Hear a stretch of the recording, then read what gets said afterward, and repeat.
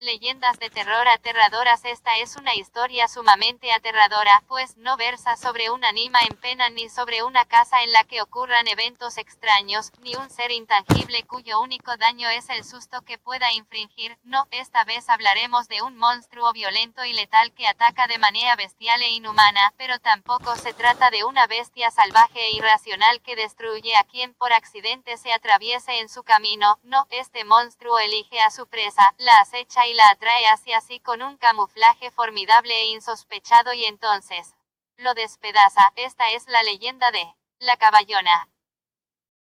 Sucedió en el Durango de nuestros abuelos, por allá en los años 40, cuando un policía rural, a los que comúnmente llamamos la montada, cabalgaba al amanecer por el camino hacia la hacienda de la Ferrería, cuando hizo un hallazgo horrible. Al lugar llegaron dos de sus compañeros y unos cuantos gendarmes y fueron testigos de una de las escenas del crimen más espantosa que pudieron imaginar.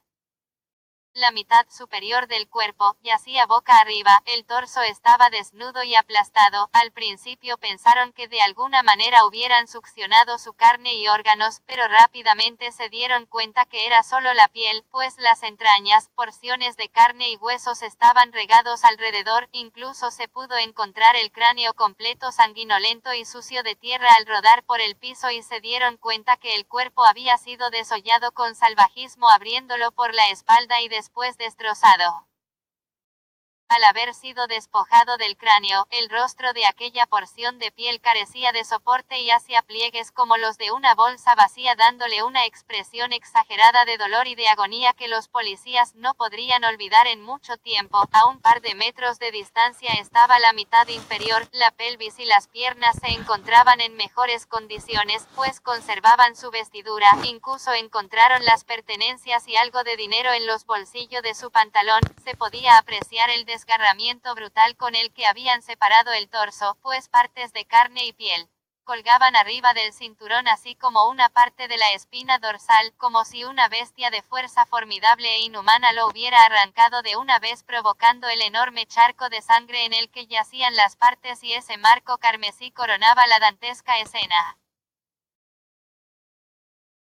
Debido a la hora en que se encontró el cuerpo y a lo poco transitado del lugar, fueron muy pocos los testigos más allá de las autoridades que pudieron darse cuenta de lo sucedido. Los restos humanos se recogieron deprisa y muchas fueron las teorías que trataban de explicar estos horribles hechos. Una de ellas explicaba que aquel hombre sufrió un asalto y fue herido de muerte en el vientre con algún cuchillo, y los perros habían llegado a rapiñar el cuerpo y fueron ellos quienes lo habrían destrozado de esa manera al empezar a devorarlo por las entrañas.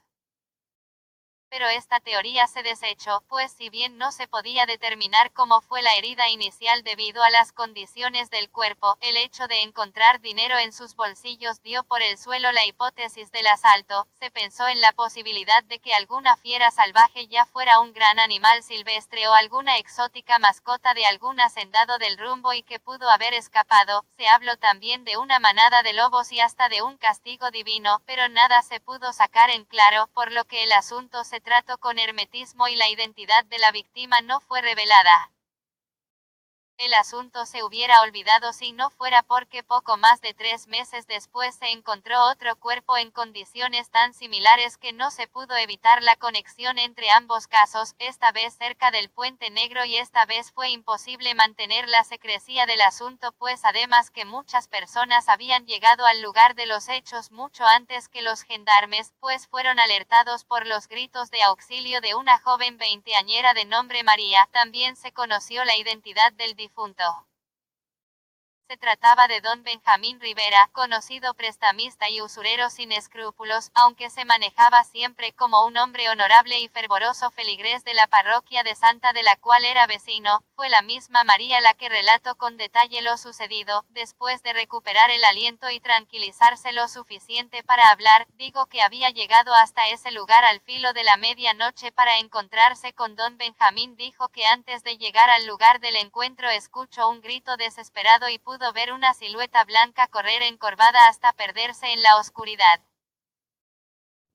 Y fue cuando casi tropieza con la porción del torso del hombre que estaba cercenada en el piso en medio de un charco de sangre. Esta vez no habían sido desollado, pero le habían arrancado un brazo y tenía una herida brutal en el pecho como el zarpazo de un oso. Dada la enorme cantidad de sangre, no quedaba duda que las heridas fueron provocadas mientras aún estaba vivo. Cuando la cuestionaron acerca de sospechoso que resultaba que una joven estuviera sola por esos lugares en una supuesta cita y a esas horas,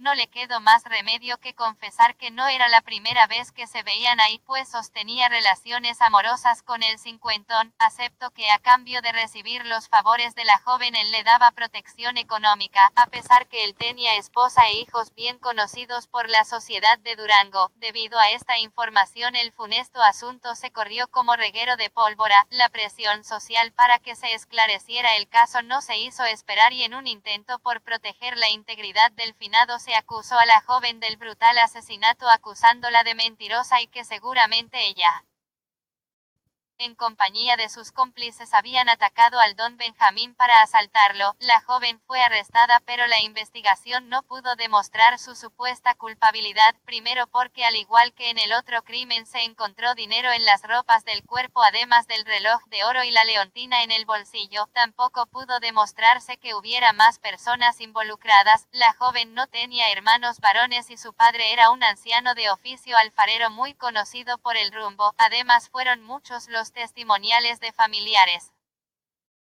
amigos y vecinos que confirmaban las relaciones entre ambos. Por último, la joven tenía las cartas que le había escrito don Benjamín y algunos regalos que le había hecho. No dejaban lugar a dudas, por lo que se optó por investigar otro móvil para el crimen. La venganza era algo que debía tomarse en cuenta, pero la joven no tenía compromisos de ningún tipo, era soltera y tenía ni hijos ni había tenido parejas conocidas. Ella aseguró que solo le había pertenecido a don Benjamín. Por otra parte, la esposa legítima, de nombre doña Concepción Argumedo de Rivera, era una dama intachable, y sus hijos Benjamín y Salvador eran jóvenes honorables y estaban fuera de la ciudad visitando a unos parientes. A fin de cuentas nada se pudo aclarar y se hubieran quedado sin resolver de no ser por un tercer caso que de manera increíble podría explicar los asesinatos, aunque de manera inverosímil.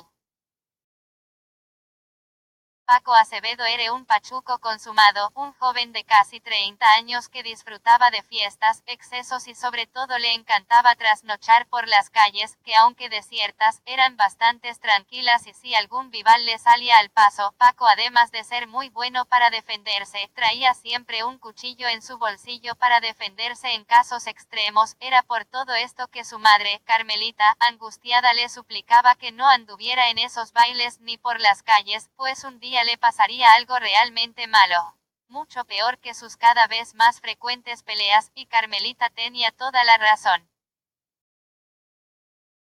Una de tantas noches Paco caminaba por el rumbo del Ojo de Agua cuando a lo lejos, sentada sobre una gran piedra, pudo ver una mujer vestida de blanco. Mientras más se acercaba más se entusiasmaba, pues el vaporoso vestido blanco brillaba a la luz de la luna y dejaba entrever una tenue transparencia, pero que era suficiente para hacer notar el cuerpo esbelto, jovial y bien cincelado. Se acercó hasta ella y su larga cabellera tapaba su rostro agachado y mirada al piso. Se acercó y la saludó, además de ofrecerle ayuda en caso que ella la necesitara.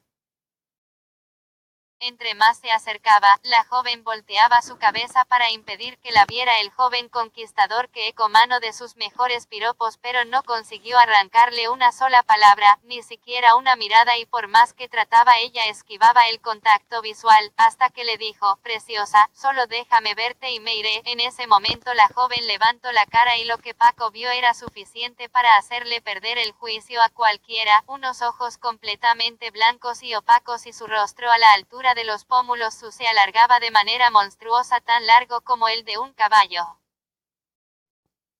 Un rostro enorme y huesudo que remataba en un horrible hocico babeante y con colmillos sobresalientes. Ante tan espantosa visión, Paco alcanzó a exclamar: «Anda maldita, me hubieras dicho que eras la cosa mala», y echó a correr a toda prisa. Podía escuchar el jadeo inhumano de la bestia acercarse a él. Cuando estaba a punto del colapso se encontró con un grupo de pachucos que también regresaban del baile y literalmente cacharon en sus brazos a Paco, y a decir de ellos mismos pudieron ver una silueta blanca de larga cabellera que se alejaba corriendo a 4 patas hasta perderse entre los árboles del ojo de agua. Paco quería contar lo sucedido pero no atinaba a pronunciar palabra alguna, y tanto fue su esfuerzo que terminó con las pocas fuerzas que conservaba y se desmayó.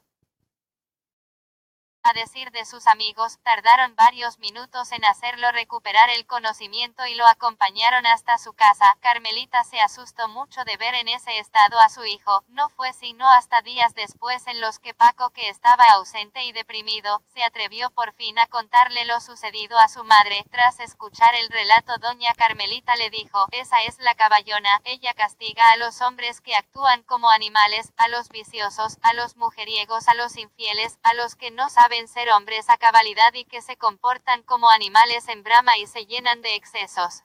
Llega la caballona y los devora. A ti solo te dio una advertencia, hijo, hazle caso, Paco, hazle caso». El muchacho no volvió a trasnochar nunca más. Después de él muchas personas han contado encuentros con este ser, y al igual que Paco fueron advertidos y vivieron para contarlo. Otros menos afortunados encontraron muertes horribles. Por eso, cada vez que encontraban un cuerpo deshecho, rezaban angustiados, pues temían que el monstruo anduviera rondando. Quién sabe cuál sea su origen y naturaleza. Fuera de nuestro estado en muchas ciudades se cuentan historias de encuentros con este monstruo, incluso fuera de nuestro país. En Centroamérica la que llaman La Sayona tiene mucha similitud. Esta historia llegó a mí de viva voz hace muchos años por parte de mi tío Paco, y como me la contó, se las conté a ustedes. Ojalá la hayan disfrutado. Nos leemos la próxima vez.